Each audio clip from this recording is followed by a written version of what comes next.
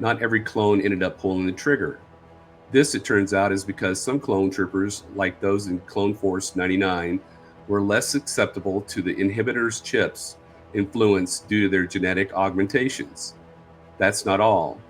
It also transpires that some clone troopers were strong enough to resist, at least until their Jedi general could escape. It kind of makes sense in some ways. After all, emotion plays a big part in Star Wars. It's the driving force behind whether someone gives into the dark side. Perhaps Palpatine underestimated the bonds that some troopers would have made with the Jedi they traveled and worked with.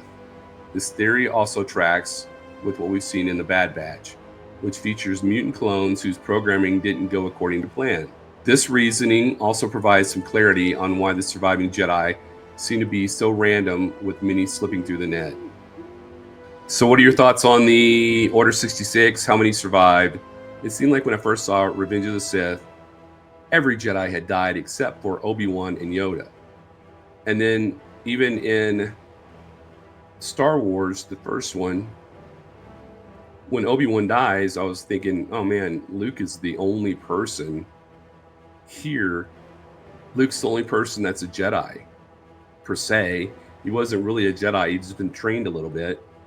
And then, Yoda shows up in the second one, and then Yoda dies in Return of the Jedi. And I'm like, oh man, Luke's all alone again as a Jedi.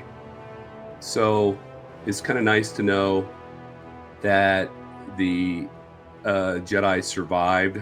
Over 100 had survived. You see Cal Kestis in the games. You see in The Mandalorian, Kelleran Beck saved Grogu from Order 66. So then you have Grogu, who, I don't know, he wasn't, I don't know if he's considered a Jedi. He's still a baby, I guess. And you have Kelleran Beck and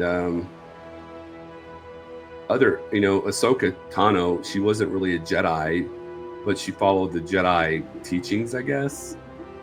So you have all those people that survived, which it's a shame they weren't able to come together secretly and create a new Jedi Order and try to defeat the Emperor, But it's just, I guess, because they had such a bad rap on Coruscant. If you look at the Legends, they had a huge, destruction of all the Jedi's lightsabers and stuff. They would capture these Jedi and they would do public executions, and they would do a public destruction of the lightsabers on the steps of the Jedi Temple.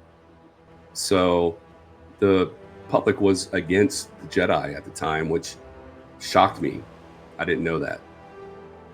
But tell me what your thoughts are about this, and let me know who else might have survived. I know that Mace Windu is alive. I'm gonna die on that hill. He's alive. Them throwing him out the window. He's got a mechanical hand like Anakin and Luke. He just went into hiding or did something. So there's Mace Windu. Just see him behind me too. Anyway, let me know your thoughts about this, and I'd be interested to hear about them. And also, if you're enjoying my content, please subscribe and like this video. And if you're wondering what's going on in the Star Wars universe, you should check out my video right here. It talks about almost everything that's going on right now in the Star Wars universe. What's coming out, what's happening. Thanks for sticking with me while I have this cold.